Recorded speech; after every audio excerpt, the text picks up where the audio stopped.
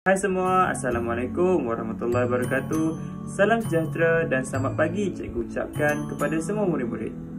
Baiklah, bertemu lagi dengan cikgu dalam sesi pembelajaran secara atas talian. Hari ini kita akan belajar subjek Bahasa Melayu tahun 4. Sebelum memulakan pembelajaran kita pada hari ini, cikgu nak tanyakan kepada murid-murid, adakah murid-murid sihat di rumah? Cikgu mendoakan agar murid-murid sentiasa sihat dan dijauhkan daripada wabak COVID-19.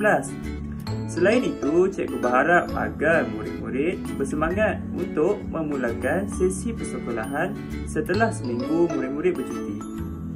Baiklah murid-murid, hari ini kita akan belajar satu topik yang baru iaitu kata nafi dan kata bilangan. Namun, sebelum memulakan kelas, seperti biasa cikgu akan menyatakan objektif yang perlu sama-sama kita capai pada hari ini.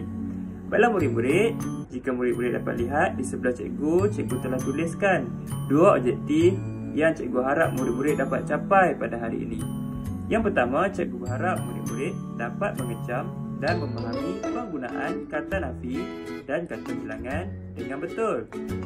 Seterusnya, pada akhir pembelajaran ini, cikgu berharap agar murid-murid dapat menulis jawapan dengan menggunakan kata nafi dan kata bilangan mengikut konteks ayat dengan jawapan yang betul. Baiklah murid-murid, sekarang kita akan memulakan sesi pembelajaran. Tetapi sebelum itu, cikgu akan menceritakan kepada murid-murid tentang kisah Sang Kancil dan Buaya. Siapa dekat sini tahu tentang cerita ini? Cuba angkat tangan. Baiklah, banyak di kalangan murid-murid tidak tahu tentang kisah Sang Kancil dan Buaya. Jadi, jom sama-sama dengan cikgu akan ceritakan tentang kisah Sang Kancil dan Buaya. Pada zaman dahulu, terdapat seekor kancil yang sangat bijak tinggal di dalam hutan. Suatu hari, Sang Kancil ternampak buah-buahan yang sangat sedap. Namun, untuk tiba di sana, Sang Kancil perlu menyeberangi sebatang sungai yang sangat besar dan dalam. Ketika Sang Kancil cuba mencari idea untuk menyeberangi sungai, tiba-tiba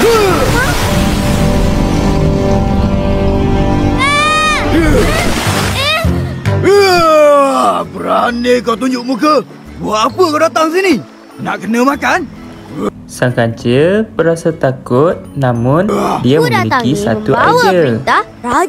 Kata Sang Kancil, dia datang untuk membawa perintah Raja Sulaiman untuk menjemput semua penghuni hutan ke kenduri. Sulaiman! Hah? Raja Sulaiman? Raja Sulaiman suruh aku jemput semua penghuni hutan untuk kenduri.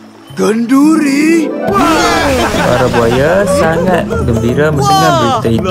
Kami semua nak pergi. Kesemua buaya bersetuju untuk pergi ke kenduri Raja Sulaiman.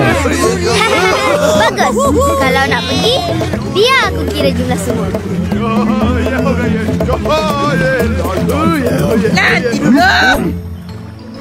Namun, salah seekor daripada buaya tersebut berjaya mengesan tipu helah Sang Kancil. Alamak. Janganlah dia. Sibuk je.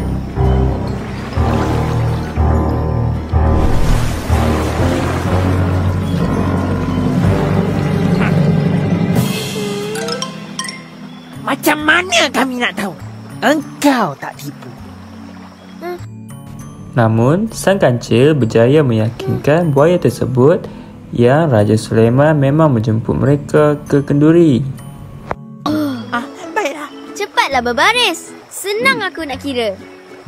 Betul juga tu. Buaya semua? Ya. Oleh kerana mereka sangat lapar, buaya-buaya tersebut menuruti perintah Sang Kancil dan terus berbaris. Sekarang kamu semua Setelah dah berjaya ada. meyakinkan kesemua buaya, Sang Kancil pun mula Aku mengira akan mula. buaya dengan melompat di atas kepala mereka. 1, 2, 3, lekuk. Kepala buaya, aku ketuk. 4, 5, 6, lekuk. Jantan betina, aku ketuk. Berapa ekor semua kancil? Berapa lagi? Semuanya ada Dengan 6 menggunakan ekor buaya yang kebijaksanaannya, gagah. sang kancil pun berjaya menyeberangi sungai tersebut dengan jayanya. Sang kancil kini dapat makan dan buaya-buaya tersebut semuanya ditipu. Seronok tak cerita tadi? Baiklah murid-murid, pengajaran yang boleh kita ambil daripada kisah sang kancil dan buaya ialah kita mestilah sentiasa bijak dalam membuat keputusan. Baiklah murid-murid, apa yang cikgu nak tekankan dalam cerita tersebut ialah terdapat banyak kata nafi dan kata bilangan yang digunakan oleh watak-watak dalam cerita tersebut. Bolehkah murid-murid nyatakan kepada cikgu kata nafi dan kata bilangan yang digunakan oleh watak-watak tadi? Baiklah murid-murid, mari kita lihat dialog yang dikeluarkan oleh seekor buaya. Kami semua ada 6 ekor. 6 ialah kata bilangan. Seterusnya mari kita lihat pula dialog kedua, iaitu Raja Sulaiman mengajak semua penghuni hutan untuk makan kenduri. Baiklah murid-murid, semua di dalam dialog tersebut ialah kata bilangan. Dan yang terakhir, saya tidak menipu kamu, yang diungkapkan oleh sang kancil. Tidak ialah kata nafi. Baiklah murid-murid, sekarang mari kita lihat apakah yang dimaksudkan dengan kata nafi. Kata nafi, tidak dan bukan ialah perkataan yang digunakan untuk menafikan atau menidakkan sesuatu perkara. Kata nafi terbahagi kepada bukan dan tidak. Jom kita lihat bagaimanakah kata nafi digunakan di dalam ayat. Bagi perkataan bukan digunakan di hadapan frasa nama dan frasa sendi nama. Baiklah murid-murid, penggunaan perkataan bukan kita gunakan sebelum perkataan frasa nama ataupun frasa sendi nama.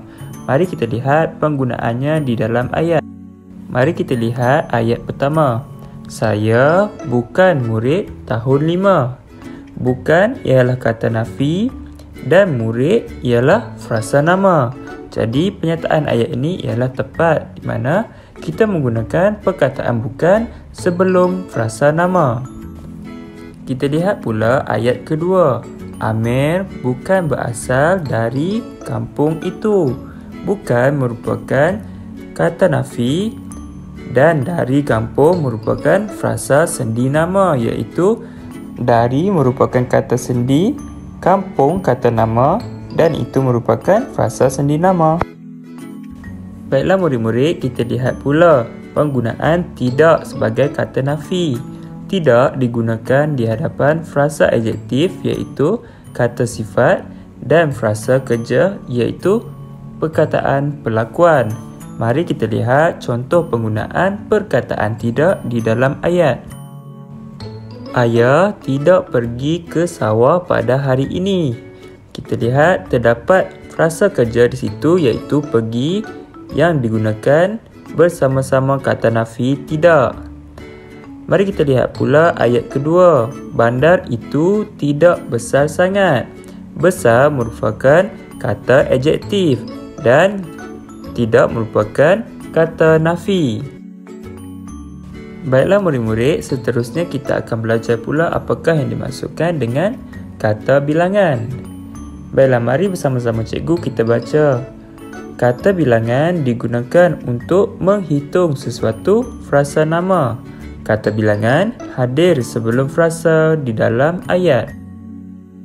Kata bilangan terbahagi kepada 5 iaitu tentu, tidak tentu, pecahan, pisahan dan himpunan. Mari kita lihat kata bilangan yang pertama iaitu kata bilangan tentu. Kata bilangan tentu menunjukkan bilangan yang pasti nombornya ataupun jumlahnya mengikut bilangan kardinal ataupun nombor. Sebagai contoh 1, 2, 10, 1000, 2000 dan sebagainya. Mari kita lihat penggunaan kata bilangan tentu di dalam ayat. 2 minggu lagi kami akan pergi ke Pulau Langkawi.